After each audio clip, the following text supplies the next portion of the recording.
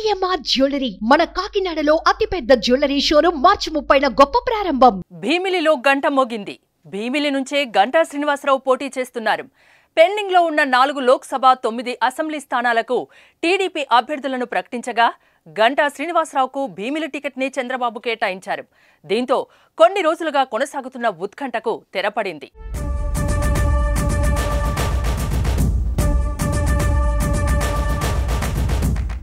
గంటా ఒక విలక్షణమైన ఓటమి ఎరగని రాజకీయ నేత. ఎక్కడి నుంచి పోటీ చేసినా విజయమే దక్కింది. 1999లో రాజకీయ రంగ ప్రవేశం చేసినప్పటి నుంచి ఇప్పటి వరకు ఒకసారి పార్లమెంటుకు, తర్వాత 4 సార్లు అసెంబ్లీకి పోటీ చేసి వరుస విజయాలు సాధించారు.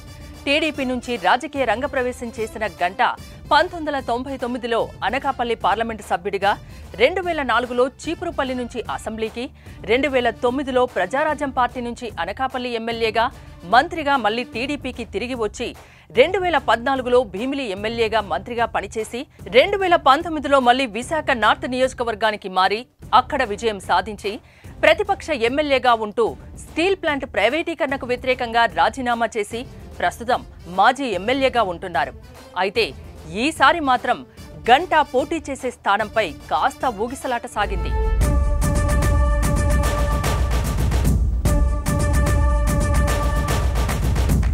వైసీపీ మంత్రి బొత్సపై గంటాను పోటీ చేయించాలని చంద్రబాబు ప్లాన్ చేశారు. చీపురుపల్లి గంట మోగించాలని సూచించారు. కానీ గంటా శ్రీనివాసరావు చంద్రబాబు ఆఫర్ ఒప్పుకోలేదు. చీపురుపల్లి వెళ్లను అంటే వెళ్లనని తెగేసి చెప్పేశారు.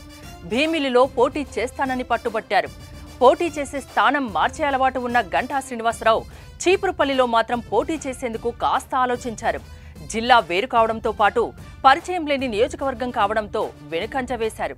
మరోవైపు విశాఖ పార్లమెంట్లో కాపు సామాజిక వర్గానికి ఒక్క సీట్ కూడా లేకపోవడంతో మళ్లీ భీమిలి నుంచే గంటాను పోటీ చేయించే ఆలోచనలో పడి అతనికే సీటు కేటాయించింది. ఇదే స్థానంలో వైసీపీ అభ్యర్థిగా అవంతి శ్రీనివాస్ ఉన్నారు. మరోసారి భీమిలిలో గెలుపు గంట మోగుతుందో లేదో చూడాలి మరి.